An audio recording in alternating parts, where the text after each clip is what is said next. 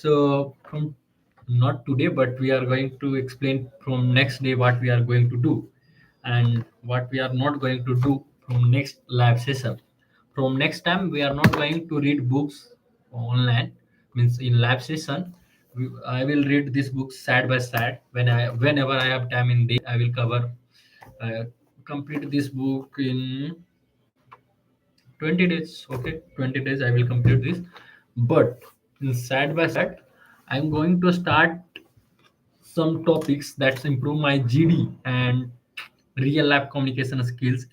Just like I have planned 30 topics, means each day one topics, uh, each day one topics for GD practice. So first things that I was focus on first. I will focus on civil engineering part. That's because that is used to us, and that will help me in future. So that's why I'm going to prepare the some topics that related to civil engineering as well as other factors as well, just because some evergreen topics that generally ask in anywhere and in every GD session. So that's also I will prepare that. So I have written seven topics. Just I have all in mobile. First is sustainable construction practice, in which we are going to talk about energy efficiency, low carbon materials, example IGBC lead certified building. Okay, then green building, waste management in construction, a smart city, India progress, water resource management, urban heat island, climate resilience infrastructure, and other topics. I will definitely I will do all those things. And what we are going to do first, suppose tomorrow our topic is sustainable construction practice. So first things I will do some research on that. I will search on ChatGPT and other platforms, and as well as I will review some literatures and some research paper as well as, so that I can get some fact and some numbers data. Because whenever we give some data and numbers to that impact more. So that's why I am going to search, means deep search, means I will give one day for one topics, no extra things. Someday maybe due to some reason I was not able to do that those things, definitely I will read book. But if any case, just because I'm in three clubs and society. That's why I have, that can be some reasons, but I will try my best to follow this rule. For every 30 means every day one topics. Sustainable construction practice is my first topics that we are going to do as a GD. Yes. First, what? First, I will do research on that. I will read all those papers. I will give 20 to 30 minutes. Then I will write one panel. Points and so all those things. I have to speak those points in a right manner. Means first I have to introduce, then pros, then cons, then conclusion, then some facts that I can speak while everyone giving their points. So I will focus on all those things. So means first I will do research and I will write in rough copy, rough pages. Then I will write on this diary. I will write one page, one or two pages. Maybe it will take 2 pages. It's fine. I will write 2 pages, 2 pages for one topic, so that I can review in future. So that I have to note. I haven't, so that I have not to do research again on the same topics. So that will help me to get some knowledge on that. So definitely I will do sustainable and green engineering. Then I have some machine learning and all. Then just like evergreen uh, uh, means anything that can be just review 30 topics. Wait a second.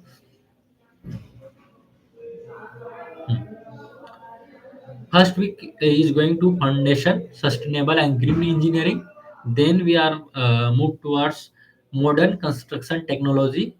in which we will focus on building information modeling, 3D printing in constructions, drone technology in surveying, automation and robotic in construction, digital twin technology, a smart material in civil engineering, IoT in a smart infrastructure. Then in week 3, we are going to focus on, hi Ankit Kumar. Then we will move towards infrastructure policy economy, in which we will focus on infrastructure and economic growth, public-private partnership (PPP), affordable housing in India, urban transport system, highway development, and Bharatmala project, the role of civil engineers in national building. Then the last topic will be infrastructure financing challenge. Then week 4, personal devel- personal development and the industrial outlook, like ethics in engineering, engineers and communication skills, entrepreneurship for civil engineering, leadership versus management. Are Indian engineers job ready? The future of civil engineering in the age of AI, women in civil engineering, work life balance in construction job, your vision as a civil engineer. That's the 30 topics we are going to cover, and some bonus resources that's given by ChatGPT, like the Civil Guruji, TEDx Engineer, Naptel Soft Skills, a website like ET Infra Construction World, India Smart Cities. I will check out all those things to do some research. As first I have to do research on that topics. I will do same things in class, everything's in class, then I will come back and once panel miss I will first I will miss 2 minute videos. I will just continuously without seeing the chat GPT and anything. I will speak 2 minutes on that on those topics. Then I will rectify that's the problems where I have fumble and where I have stopped. Then I will again I will try to speak without seeing and without fumbling. Then we will do some extra things that we can do with chat GPT as well. So that's the things we are going to do from next day. So this is the whole plan for tomorrow. And today we are going to continue our book, The Art of Explanation, as we have covered, means we are covering introduction part, and I have already started the reading, the centrality of explanation, in which I have covered one page. Okay. This question is very close to my heart. Around 2010, the same time ProPublica and J. Rossens were doing their work on explanation, I began to shift from radio presenting to TV, and I started to present a lot of classic half-hour TV news bulletins. You will be familiar with the format: headlines, pre-made reports, live two ways with correspondent, the most interesting picture of the day, occasionally an interview, and so on. It's a format that's found huge success for decades and remain the dominant way that TV news is present. And and as I sat in the studio learning this new medium, it was impossible not to notice the difference between the news I could get through my phone and the news I was giving to the viewers. On my phone, I could move easily between a okay, vast array of source and tabs of content. Let's imagine a bomb had gone off in a city.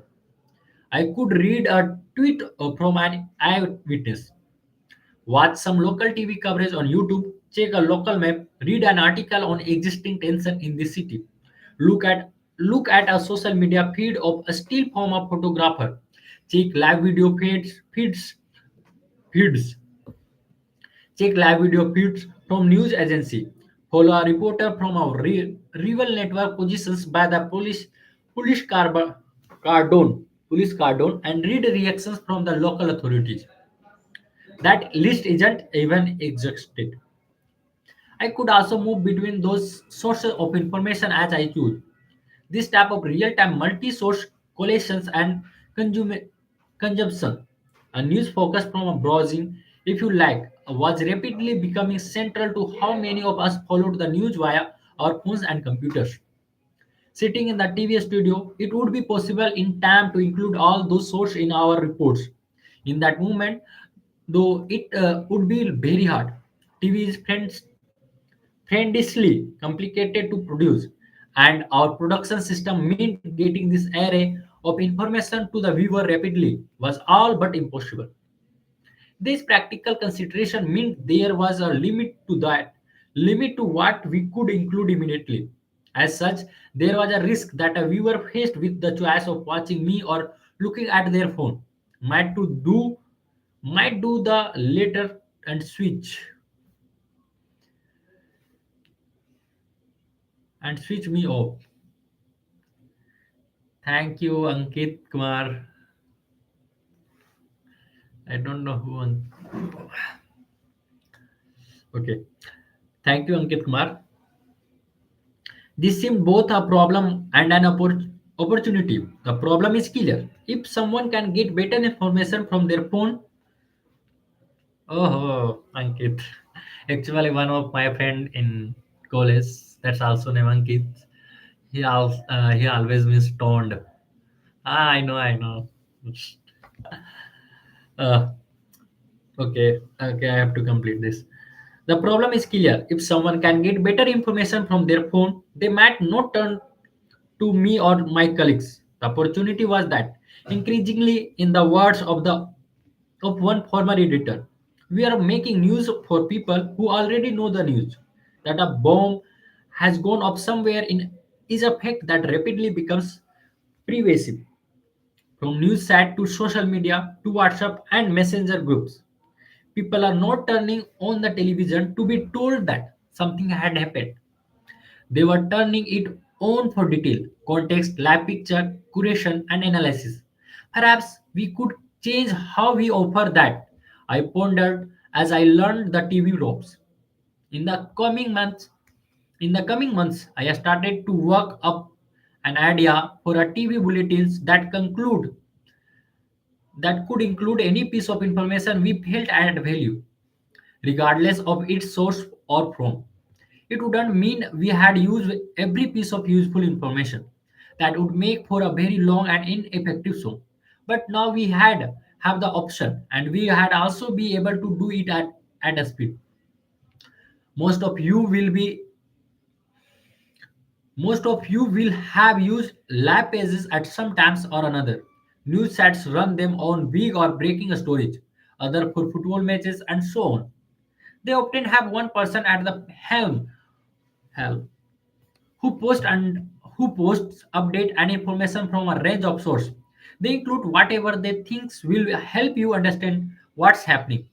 But simply, my idea back in the early 2010 was for a broadcast version of live page with me, the presenter playing the role of the live page host. I loved the idea constructing a story or an issue in front of the viewer and saying to them, let's start with this. But to understand that, you also need to know this and once again,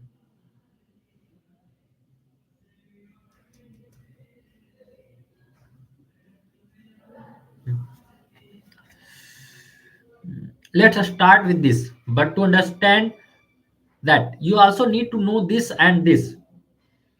And to understand those things, bear this in mind too. I would build the story in front of them and takes them through its step by step until by the end they had the full picture.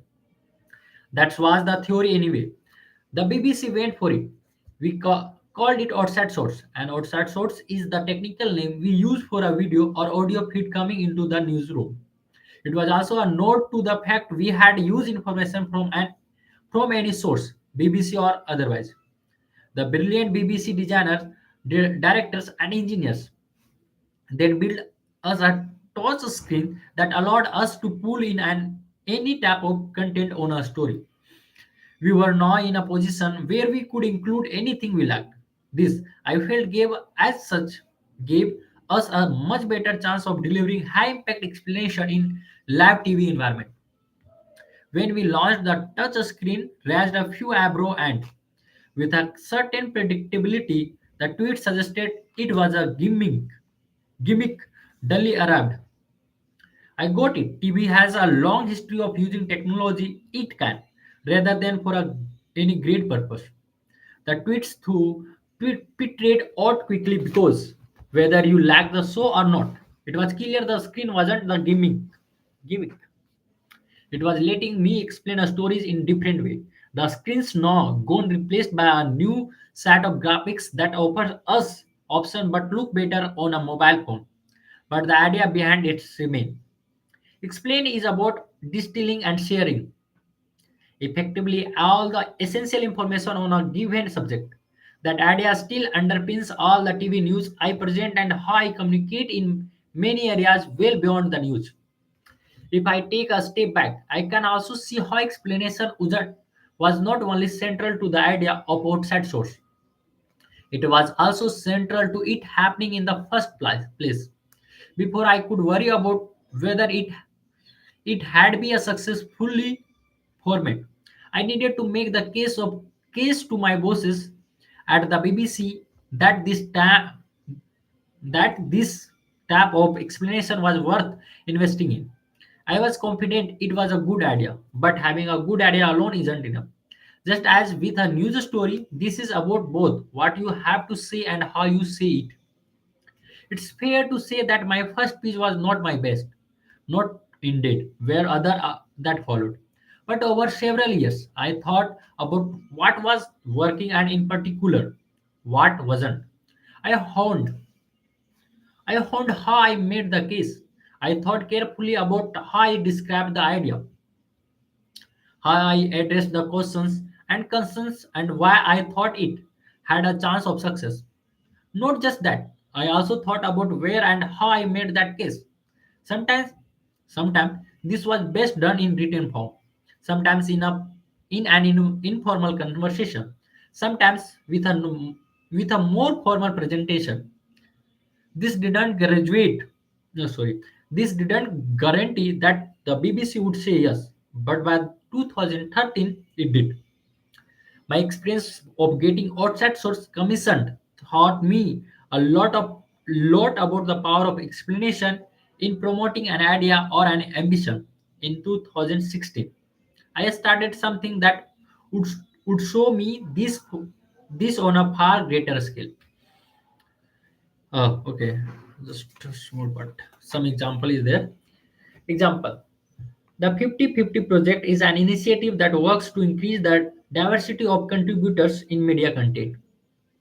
It began lab on outside source before spreading across BBC News, then across almost all BBC content before expanding still further into organization in over 30 countries.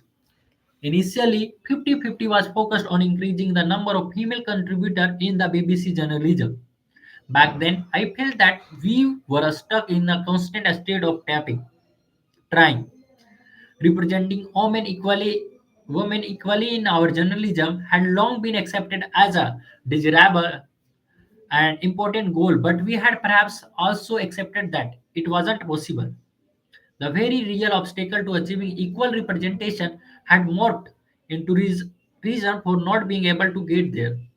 I wanted to see if we could think of equal representation as non negotiable, something we expected for ourselves. Just as we did with impartially half production value or hitting deadlines. My hope was that if we could prove that achieving a level of 50% female contributors was possible on news program like Outside Source, perhaps that could help encourage others to take part. And I was just see how small it has written. This set and this set. That's the difference between text. Okay. I very much begin with the assumptions that I wouldn't success with this. Not because I didn't think it was possible to reach 50% female contributors, nor because I didn't think people cared. Need, Needless to say, many others before me had done brilliant work in this area. But because I wasn't confident that I had been able to persuade very busy teams to take on a new way of approaching this. And this was all about persuasions. I am presenter, and while we are certainly not shrinking violets, presenters are not managers or editors, and so cannot tell anyone what to do, nor should be able to do. Okay. Just as with pitching outside source, this would come down to how well I could make the case.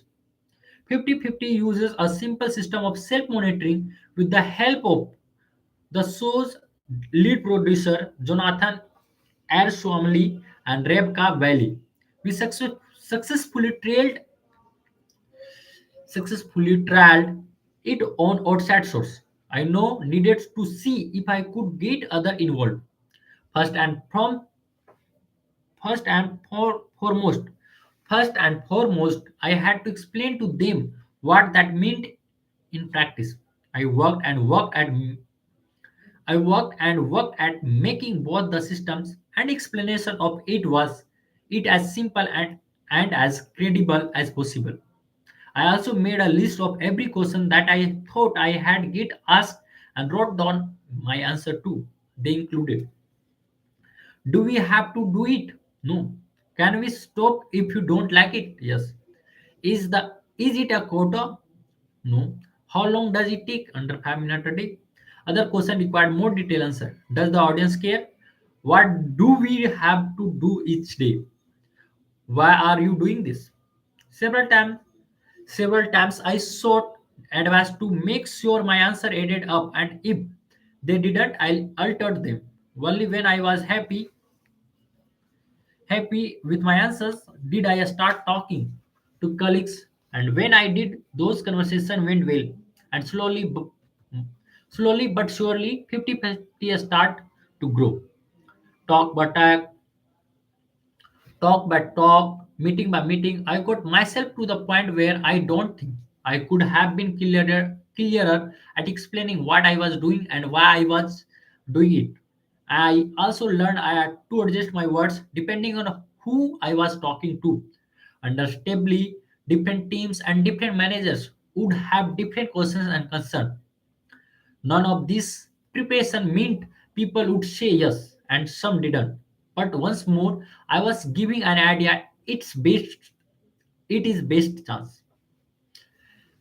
This is a power of explanation. Without the time I spent thinking on how to explain my idea, I don't think either outside source or 50-50 would have got or 50-50 would have got off the ground. I don't think my explainer videos would have happened either.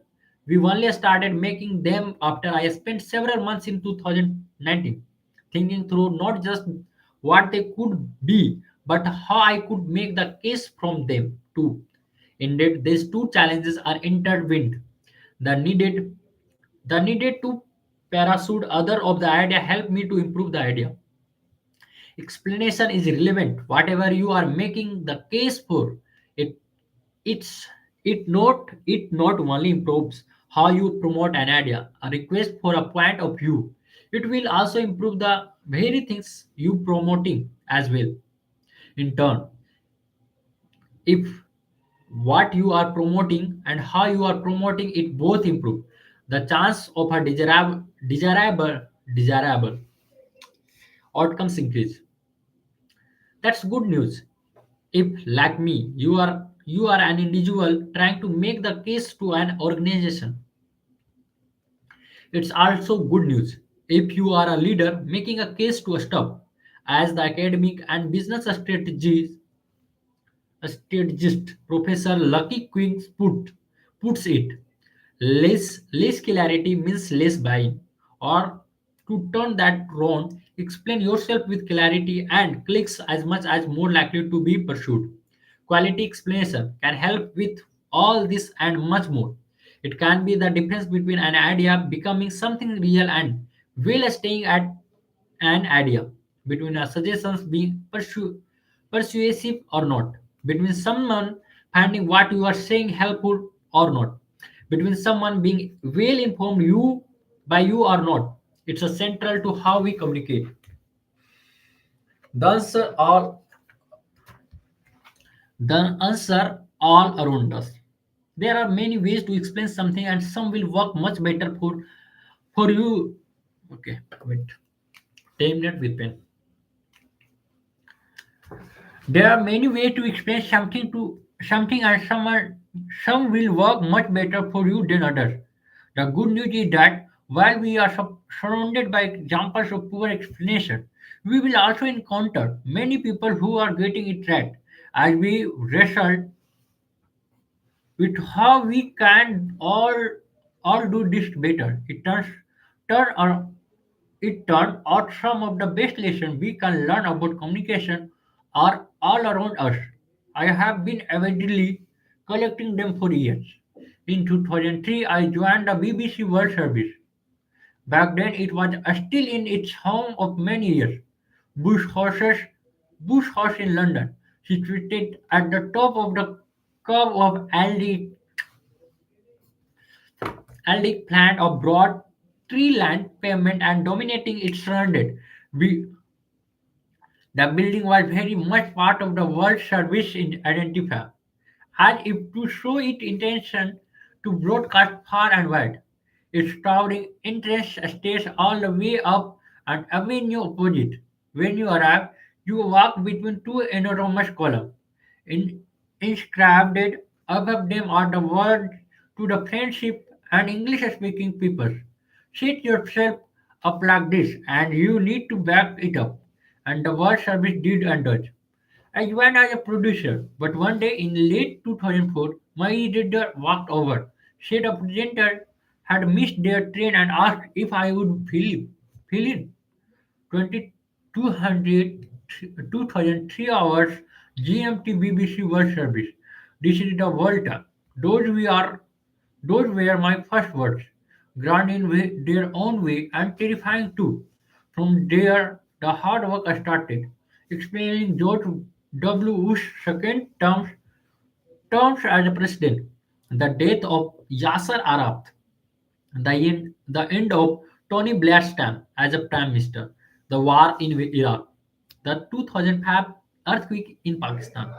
There were hundreds of stories to be reported to people who may have known lot about them but equally may not have known much and were eager to know more. And all the while you knew you needed to keep people listening to. You may be able to explain the final points of Iran US tensions under Presidents Ahmadinejad and Bush, but you can do it in a way that is both accurate and take people with you. I started to study the minute. Okay. I started to study minute of communicating and broadcasting. It turned out a lot of what I needed to know was right in front of me. I could see and hear how I was explaining and communicating well, listening to the listening to the radio sometimes. I could tell what the presenter had done. Other times I could tell it worked but wasn't sure where. In those cases, if they were at the if they were at the BBC, I could ask. I began capturing everything I could. If a turn of perhaps a sentence structure or type of delivery had worked, I had noted it down and tried to use it myself. This compliment advice I had been given by Julian Worry a BBC presenter. I had listened to religiously, religiously. Okay, well, before I had ever imagined I had become one myself, feeling all at sea before presenting my first show on Five Live Julian and kindly responded to an email asking for help. Keep listening back, he told me. I still do, by chance or intent. We all do things that communicate well and things that I definitely don't. In the case of radio and TV, we have the luxury of actually being able to go and listen or watch back. In regular life, we cannot do that, but we can still take time to consider how something has gone. If you don't consequently think about what's working and what isn't, it's far harder to do it better next time. Those early days as a representative show me constantly bothering colleagues for advice, and I remain grateful to them. I become and remain a magpie, looking far and wide for techniques and perspective that can help me to be better at explanation, not only from news. I hasted to aid music, entertainment, comedy, business, and academia. All offered inspiration. Where whenever I saw people giving their communication clarity and impact, I had look at what they are doing and make a note. If it worked for me, I had added it into the systems that I had started at university, as I would with things that I thought I had done well myself. My passion for this was intensely rooted in a simple fact for news broadcaster. If you want to give your work the best chance of being consumed and of being helpful, you need to be clear on what you are saying, and you need people to be listening or watching. If they turn off, it doesn't matter what you are saying. No, no, of course I understand that you will not will not be on the TV or radio, but the same consideration are in play for all of us in everyday life. How do we keep people turned into what we are saying? And while they sorry, and while they are turned tuned and while they are tuned in, how do you make sure what you say is impactful and useful? This is the nub of it. It's the reason of matters so much to me. If someone's not listening to you or if they are not taking in what you would like to them to hear, it's reas- it is reasonable to ask why are we spending time and energy telling them what is purpose of communicating if you are not giving ourselves the best chance of being heard and understood. What started as something driven by as a desire to explain the news has morphed into something more profound, a mission to understand how to effectively explain. It's a mission that applies to subject. I know immediately at subjects. I knew nothing of 24 hours ago. I should warn you sometimes the former can be harder than the the later. My MACP approach to improving how I explain myself has meant a whole range of people, moments, issues, and events have become attached in my mind to techniques and process that I use. As you will see in this book, I'm always on the lookout for inspiration and will take it wherever I find it. My hope is that reading this book will inspire you to the same. Okay, that's the introduction part that's led and writer has given to us. And in these parts, I have seen writer get inspiration from all around the surroundings that writer has faces in their lab. So same things I have do in our lab. I have inspired from many things I have seen in our lab, day to day labs. No matter that I have known to that person or I don't know that, no matter. Just if any parts that person has given, and if that is helpful for me and that makes me, yeah, this is powerful points and that's impactful points that I can apply in our labs, that's I get from that. So same things writer has done in their BBC journey, means reporter journey. Means writer has told this how to use this book, so that I will do in next day. Then we are going to read one topics every day. Okay, so okay guys. Oh, I'm going to sleep just because I have to wake up at 6 a.m. at least, so that I have to follow winter art challenge effectively. Thank you guys. Thank you, Ankit, one of my childhood friend. I have posted one of stories on Instagram. I hope everyone of my friend has seen this. I will try to post on his YouTube as well. Okay. Thank you guys. Bye bye. Good night.